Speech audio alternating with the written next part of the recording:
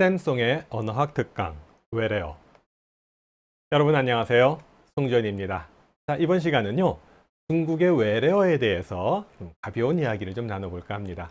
학문적으로 깊게 들어가는 게 아니라 우리가 생활 속에서 자주 접할 수 있는 외래어들 몇 가지 보면서 중국어의 외래어가 이런 식으로 만들어졌구나, 이런 유형이 있구나 정도를 가볍게 이야기 나눠보도록 하겠습니다. 자, 그럼 먼저 외래어가 뭔지 그 외래어의 정의부터 한번 좀 살펴보도록 할게요. 우리말에서 외래어라고 하면은 한자로 똑같이 쓰죠. 와이라유.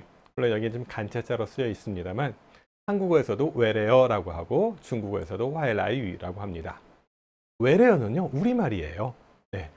우리 외래어의 정의를 찾아보면은 우리말이지만 그 어원이 외국어인 언어, 외국에서 들어온 단어를 외래어라고 합니다. 외국어와 외래어는 다르죠. 외국어는 외국어고 외래어는 우리말로 들어와서 우리말이 된 것이 외래어입니다. 자, 외국어는 중국어에서는 와유, 외어라고 이렇게 얘기하죠. 와유, 우리말로는 외국어라고 하는데 이 외국어는 말 그대로 다른 나라 언어, 외국에서 쓰이는 언어를 외국어라고 합니다. 자, 외국에서 들어와서 우리말이 된 것은 외래어가 되는 거예요. 그럼 중국어도 마찬가지입니다. 해외에서 외국에서 들어와서 중국에 들어와서 중국어처럼 쓰이는, 중국어로 쓰이는 낱말이 바로 외래어입니다. 그럼 외래어랑 외국어랑 어떻게 구분을 하느냐? 대체할 수 있는 말이 있느냐 없느냐에 따라서 달라져요. 예를 들어서 컴퓨터 같은 경우는 우리는 대체할 말이 없어요. 그래서 그냥 컴퓨터가 우리말에 들어와서 외래어가 돼서 우리말처럼 사용하는 겁니다. 물론 북한에서는 슬기틀 이런 식으로 한국어로 바꾼 낱말이 있습니다만 우리는 그런 말 쓰지 않잖아요. 아이스크림도 북한에서는 얼음 보숭이 이런 식으로 얘기를 합니다만 우리는 그냥 아이스크림을 받아들여서 우리말처럼 쓰고 있습니다. 만약에 대체할 수 있는 낱말이 있다면 그건 외국어예요. 예를 들어서 박물관이라는 낱말은 뮤지엄이라는 외국어가 있죠. 우리는 박물관이라는 말이 있기 때문에 뮤지엄을 우리가 외래어라고 하지 않고 외국어, 영어 낱말이라고 얘기를 하는 겁니다. 자, 대체할 수 있는 말이 있느냐 없느냐에 따라서 외래어랑 외국어를 구분하면 됩니다. 자, 그럼 이제 하나씩 좀 살펴보도록 하겠습니다.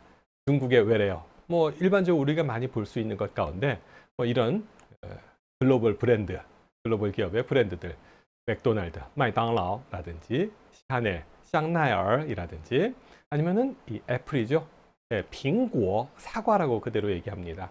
그리고요, 피자헛 같은 경우는 비성크 이렇게 얘기를 합니다. 근데 듣다 보면은 발음이 좀 안 비슷한 것 같은데 어떻게 이렇게 만들었지? 의미가 좀 이상한 것 같아. 이런 느낌이 좀 드는 것도 꽤 있어요. 자, 그런 걸 이제 하나하나 좀 짚어보도록 하겠습니다. 자, 일단 생활 속에서 많이 쓰는 외래어들 보면은 카페, 커피, 이거 쉽죠, 그죠? 카페, 대충 발음만 들어도 느낌으로 알 수 있는 그런 것들도 많이 있습니다. 굳이 공부 안 해도 샤파 하면은 소파구나, 대충 감 잡을 수 있게 이렇게 비슷한 것들이 많이 있습니다. 요즘 라떼는 말이야 하는데 라떼를 뭐라고 하죠? 중국어로 나티에라고 합니다. 들다, 집다, 가지다 할 때 나에다가 철, 금속, 철을 할 때 철자를 써서 나티에라고 하면은 라떼가 되는 거죠. 그런 식으로 비슷한 외래어들이 많이 있습니다. 발음이 비슷한 것들이요. 자, 카페, 사파, 이거는 완전히 음을 따서 만든 음역어입니다. 음역을 한 거예요. 자, 그 다음에요,瑞典 그리고 瑞士 하게 되면은 외국 국가 이름이에요. 그죠? 저쪽 유럽에 있는 스웨덴과 스위스예요. 근데 잘 보세요. 스웨덴, 스위스 다 S 발음으로 시작하는 그런 이름인데 중국어로 들으니까 瑞典, 瑞士 하는 식으로 R 발음으로 시작하는 말이에요. 이런 건 정말 갸우뚱하게 돼요. 왜 엉뚱하게 스웨덴, 스위스가 瑞典, 瑞士가 됐을까? 이거 생각해 보신 적이 있으세요? 이 얘기는 뒤에 가서 조금 더 자세하게 하겠습니다. 우리가 외래어를 접하면서 중국어의 이 외래어를 접하면서 샤파나 카페처럼 발음이 굉장히 유사한 것도 있지만 전혀 발음이 유사하지 않은 이런 낱말들도 가끔 있습니다. 왜 그런지 한번 생각을 하면서 이야기 진행해 보도록 하겠습니다. 일단 이 두 개 좀 이따 얘기할 테니까 머릿속으로 한번 생각해 주세요. 왜 레이라고 하는지, R 발음으로 하는지, S인데 그죠? 네, 그거 한번 생각해 보시고요. 넘어갑니다. 자, 란야라고 하면은 파라타라고 하는 이 푸른색의 란에다가 이라고 하는 치아의 아자를 써서 란야 하면 뭐예요? 블루투스예요. 요거는 소리를 딴 게 아니라 의미를 땄습니다. 블루라고 하는 색깔에서 란이 나왔고요. 야라고 하는 이 치아라고 하는 뜻에서 야라는 말이 나왔죠. 블루투스. 자, 이런 거는요. 의미를 알아서 이렇게 해석을 해야 이해할 수 있는 그런 건데요. 요즘 뭐 새로 나오는 그런 그 과학기술과 관련된 문물들이 너무 많아서 그런 부분은 따로 공부하지 않으면 조금 어려움이 있습니다. 자, 이건 쉽죠.热狗. 热, 핫한 거예요. 뜨거운 거예요. 거는 개입니다. 그래서 얘는 뭐예요? 핫도그입니다. 핫도그를 热狗라고 한다는 것은 굉장히 유명하고 많이들 알고 있습니다. 자, 여기서 얘네들은 뭐예요? 의미를 딴 의미역입니다. 의역한 거죠. 카페, 샤파는 음역, 소리를 딴 거고요. 얘네들은 의미를 따서 이렇게 만들었습니다.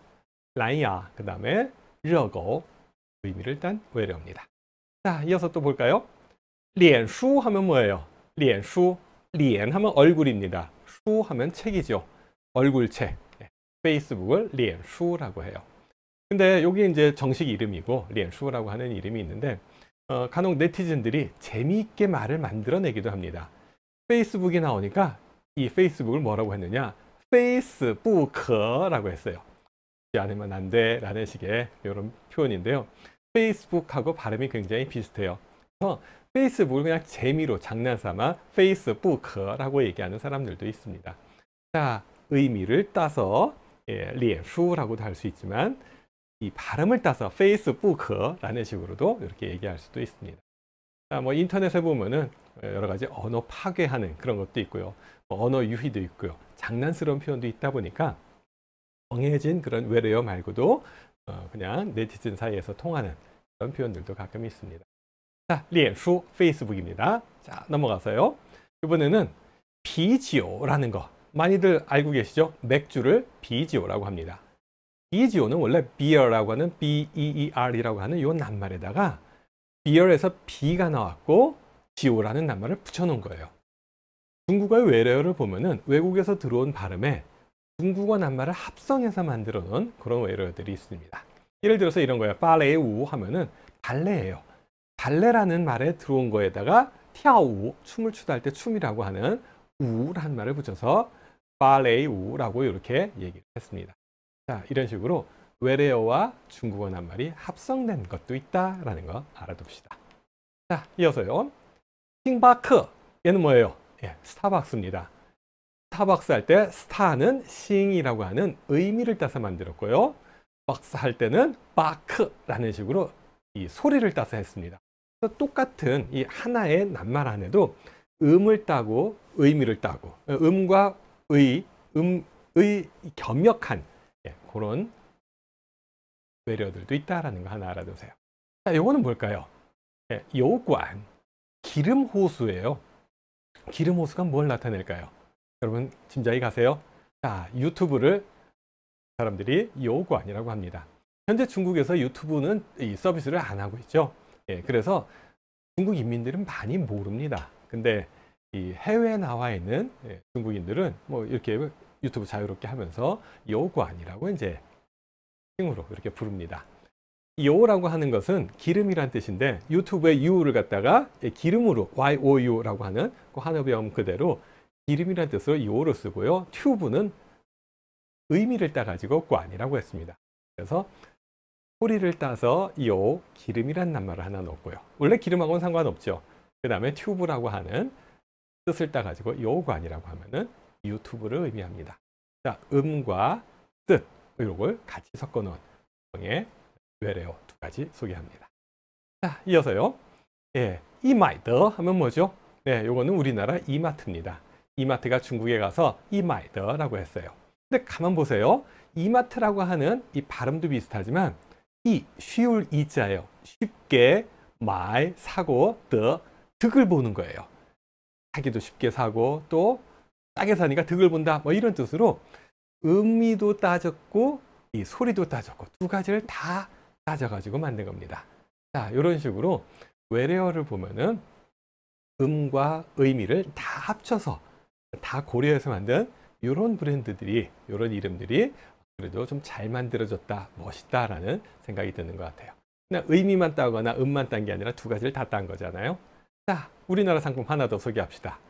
가일러시라고 하면 뭘까요? 가일러시. 딱 발음 들으니까 감이 오죠? 네, 삼성의 핸드폰 가운데, 스마트폰 가운데 이 갤럭시라는 것이 있습니다. 갤럭시를 중국어로 가일러시라고 하면 됩니다. 갤럭시, 가일러시. 자, 가이 하면 덥다예요. 러는 뭐 즐거운 거고요. 시는 세상이에요. 뭐 즐거운 세상을 다 덮어버립니다. 의미도 괜찮아요, 그죠? 근데요, 이 갤럭시가 처음 나왔을 때는 가일러시가 아니었어요. 예전 광고 하나 보여드릴게요. 갤럭시 광고입니다. 여기 보면은 글자 보이세요? 가이시, 삼성, 가이시 5 해서 가이시라고 써놨어요. 가일러시라고 하지 않고 처음에는 가이시라고 했었어요. 바로 이렇게 글씨를 썼었습니다. 세상을 덮어버리겠다. 이 핸드폰으로 세상을 다 덮겠다. 오, 멋지잖아요. 괜찮죠? 근데 문제가 생겼어요. 중국 사람들이 이 브랜드를 딱 보자마자 느끼는 것이 뭐야? 에? 가이시? 에? 가이스? 라는 식으로 생각하면서 부정현상이 생기기 시작했습니다. 가이스라는 말이 뭐예요? 요 낱말입니다. 가이시 하는 발음과 가이스 하는 발음이 굉장히 비슷해요. 그러다 보니까 의도하지 않게 이 가이시라는 브랜드에서 가이스라는 낱말이 연상된 거예요. 부정현상이 생겼습니다. 브랜드에 있어서 브랜드의 이 부정현상은 굉장히 치명적입니다. 좋은 이미지로 계속 광고를 해야 되는데 안 좋은 이미지로 사람들한테 불리다 보면은 아무래도 이 브랜드에 대한 신뢰도가 떨어지게 되죠. 그러니까 이제 삼성에서 고민을 하다가 이름을 바꿨습니다. 뭐라고 바꿨어요? 가일러시로 바꿨습니다. 가이스가 생각이 나지 않도록. 그죠? 가이스가 무슨 뜻이냐고요? 네, 사전 찾아드릴게요. 가이스라고 하면 여기 있습니다. 우리말로 해석을 하면은 이렇게 나와 있어요. 그냥 여기 있는 해석을 읽을게요. 빌어먹을, 브라질, 대기랄. 뭐 이런 식으로 주로 이 원망이나 분노 이런 걸 나타낼 때 하는 말입니다. 가이스. 좋은 표현 아니에요. 알아는 두세요. 여러분들이요, 중국어 배우면서 욕도 배워야 되고요, 나쁜 말도 알아야 돼요. 그걸 내가 하기 위해서라기보다 누군가가 나한테 욕을 하고 나쁜 말을 하면은 그걸 알아듣고 반응해야 되잖아요. 나쁜 얘기를 했는데도 웃고 가만히 있으면 안 되잖아요. 욕도 알아둬야 됩니다.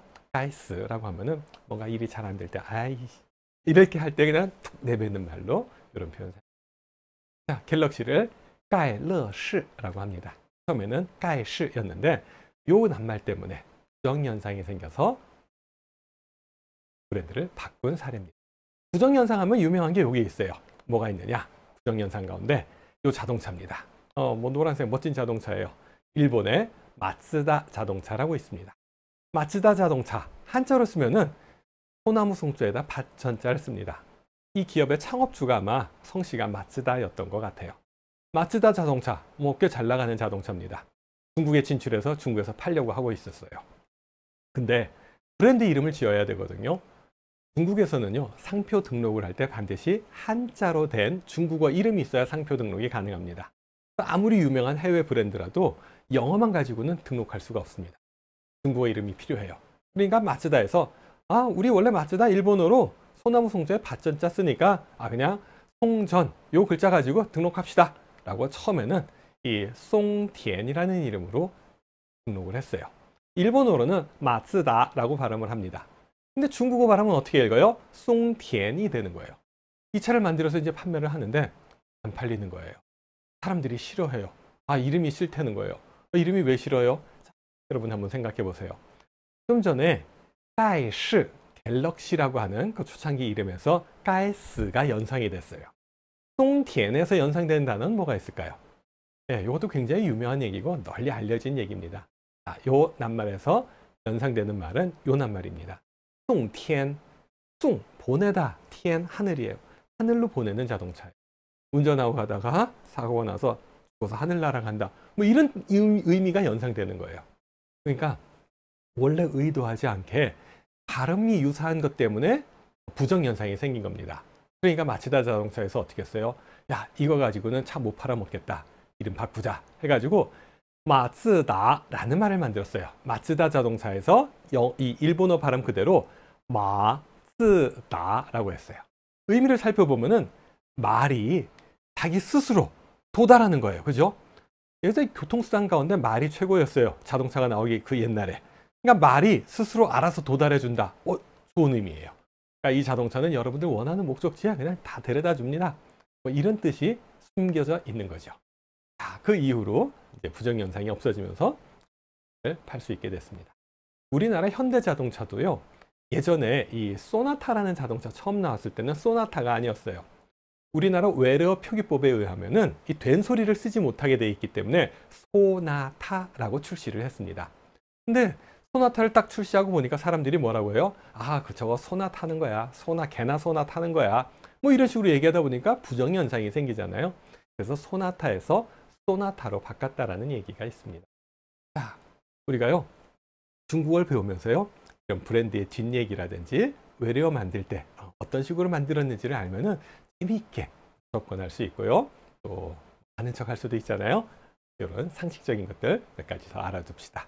자, 그래서 이 마츠다 자동차는 마츠다라는 식으로 이름을 바꿨고 자동차 뒤에 보면 이렇게 마츠다라고 한자로 적혀 있습니다.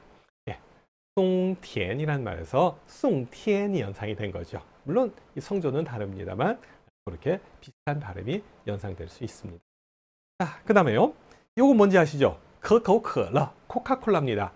잘 만들어진, 번역을 잘한 브랜드 네임으로 손꼽히는 것 중에 하나입니다.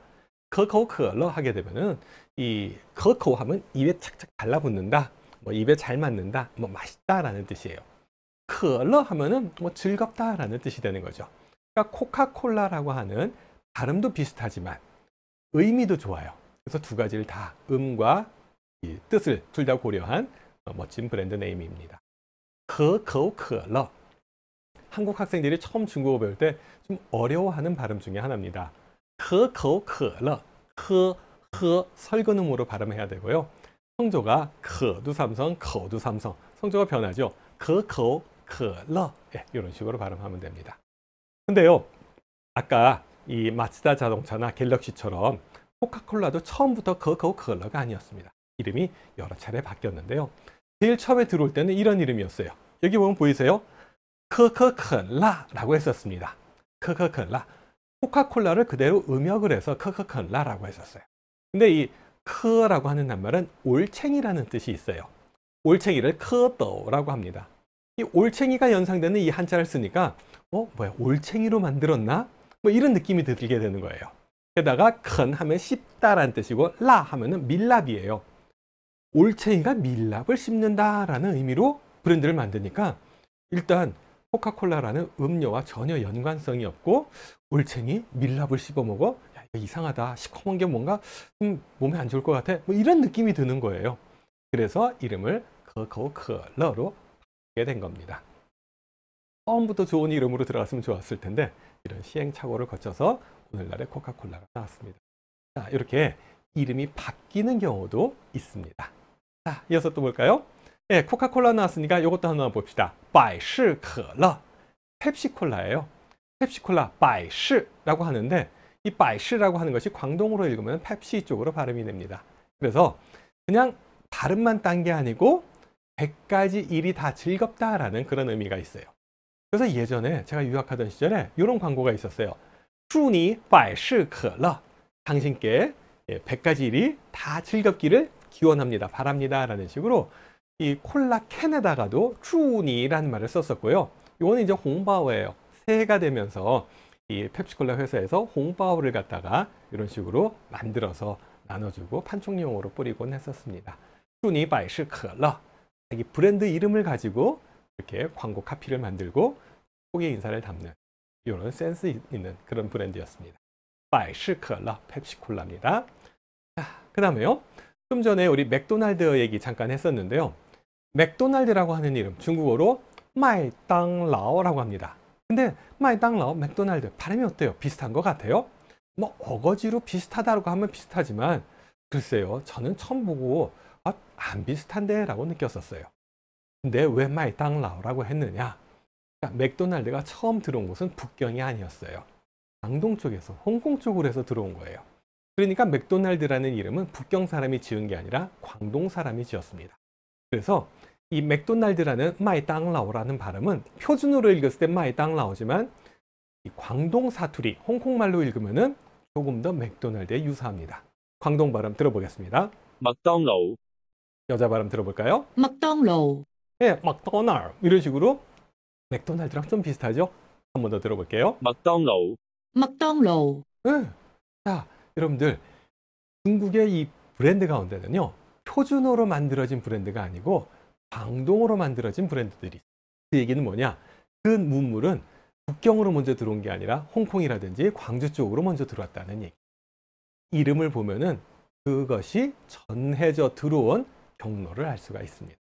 자, 재밌죠? 자, 맥도날드를 광동어로 읽어서 마이땅라오, 요 발음이 된 거지 원래부터 표준어로 따온 건 아닙니다. 자, 이런 게 몇 가지 더 있어요. 피자헛입니다. 피자헛을必胜客라고 합니다. 뭐 반드시 승리하는 손님 뭐 이런 식으로 뜻을 해석할 수는 있겠는데요. 솔직히 뭐 피자하고는 별 관련이 없어요. 역시 이것도 광동어 발음에서 따온 겁니다. 광동어도 뭐 아주 흡사하진 않지만 그래도 표준어에 비해서 必胜客보다는 조금 더 유사합니다. 한번 들어보세요. 必勝客 피싱핫 이렇게 하죠. 피자핫 하는 식으로 하는데 가운데가 짜 소리는 안 나고 싱 하는 식으로 소리가 나는 것 같아요. 여자 목소리 한번 들어볼까요? 必勝客 피싱핫 이렇게 얘기합니다. 한번 더 들어볼게요. 必勝客 必勝客 예, 이런 식으로 발음합니다. 피자핫도 광동 발음에서 온 겁니다. 자, 이어서요.肯德基, 켄터키 프라이드 치킨, KFC라고도 하고 요즘 젊은 친구들은 켄치라고도 얘기하죠. 자, 켄터키 프라이드 치킨을 중국어로 표준어로 읽으면 肯德基라고 합니다. 肯德基. 근데 광동어로 읽으면 어떻게 되는지 들어보세요. 肯德基 켄터키, 켄터키 비슷하죠, 그죠? 여자 발음입니다. 肯德基 예, 뭐 흉내내기도 좀 힘들어요. 하지만 肯德基보다는 훨씬 더 켄터키와 비슷합니다. 한 번 더 들어볼까요? 肯德基肯德基 예, 肯德基 할 때 지자가요, 닭게자가 아니에요. 이게 닭고기 파는 집이라고 해서 肯德基 할 때 지가 닭이라고 생각하는데요. 닭이 아니고 여기서 기본 할 때 기자를 사용합니다. 근데요, 이것도 잘한 것 같아요. 닭이라고 직접 이게 쓰지 않아도 발음에서 아, 이게 뭔가 닭과 관련이 있겠구나라는 걸 충분히 할 수 있을 것 같습니다. 肯德基라고 하는 거 알아두세요. 자, 그 다음에 이어서 아까 얘기 잠깐 했었죠. 요 국기 색깔 예쁘죠? 제가 좋아하는 국기 중에 하나입니다. 스웨덴, 스웨덴의 국기입니다. 제 옛날 룸메이트가 스웨덴 친구여서 스웨덴 친구가 국기도 선물해주고 그래서 굉장히 친근한 나라 중에 하나입니다. 지금 상해에 살고 있고 아직도 가끔 연락을 하는데요. 자, 스웨덴을 중국어로 스웨덴이라고 해요. 스웨라고 하는 발음 R 발음이에요. 그리고 스웨덴, 스위스 할 때는 S 발음이에요. 아까 좀 말씀드렸지만 왜 R로 발음을 했을까요? 이것도 역시 광동어입니다. 자, 광동어로 스웨덴을 읽어볼게요. 瑞典 스웨덴, S 발음이에요.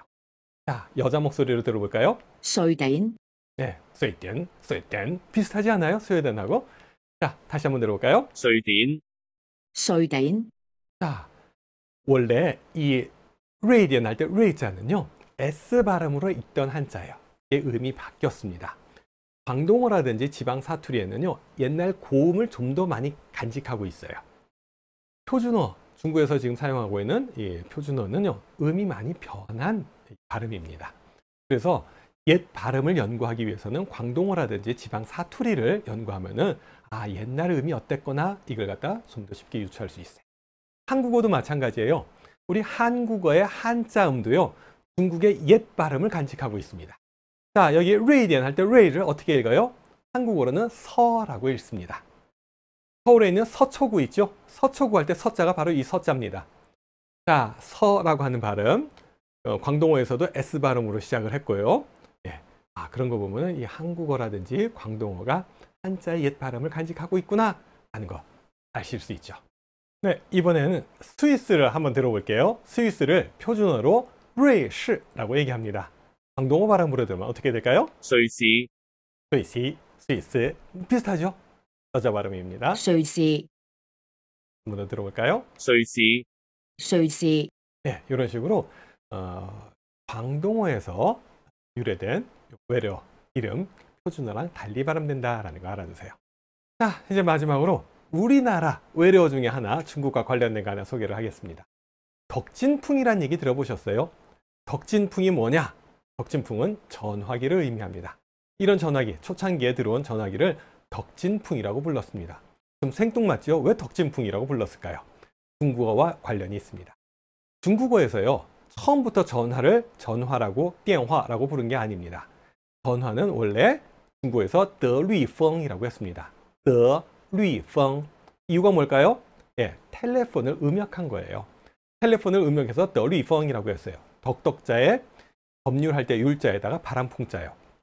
근데 이게 딱 들으면은 得律风이라는 발음이 법률, 바람? 이게 뭐지? 전혀 전화를 연상시키지 못해요. 후에 일본어에서 電話라는 말이 전화로 말을 전한다 해서 전화란 말이 들어오니까 그게 훨씬 더 쓰기 좋은 거예요. 그래서 得律风이란 말이 电話로 바뀌게 됐습니다. 근데 우리나라는 왜 덕진풍이라고 했냐? 요거 그대로 읽으면 덕율풍이 돼야 돼요.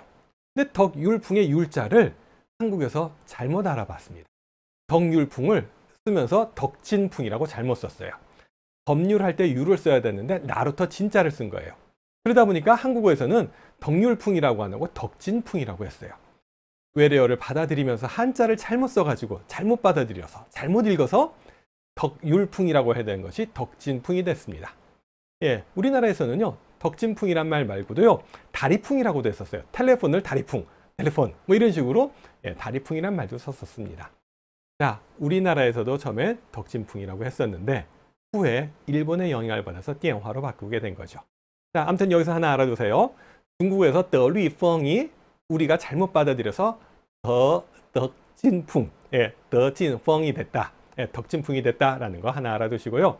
원래 텔레폰이라고 했던 것이 중국에 들어가면서 得律风이 됐다가 일본 사람들이 과학기술이라든지 철학이라든지 여러 가지 문물에 대해서 한자어를 만들었잖아요. 그래서 그걸 다시 수입을 해가지고 電話, 일본어로 電話, 우리말로 전화, 중국어로 電話라는 말이 된 겁니다. 電話라는 낱말도요, 일본어에서 온 말이에요. 중국어가 아니고 원래는 일본어 낱말입니다. 한자어죠. 자, 이렇게 해가지고 쭉 한번 이 외래어에 관해서 이런저런 얘기를 쭉 나눠봤습니다. 중국어 이렇게 배우면서요, 외래어의 이런 상식들 가지고 재미있게 앞으로 외래어 볼 때마다 이건 어디서 왔을까? 왜 이런 뜻이 됐을까? 왜 이렇게 발음할까? 참고하는 그런 자세를 가지면 더 좋을 것 같습니다. 자, 여기까지 하고요. 다음 시간에 또 뵐게요. 감사합니다. 谢谢各位，我们下次再会。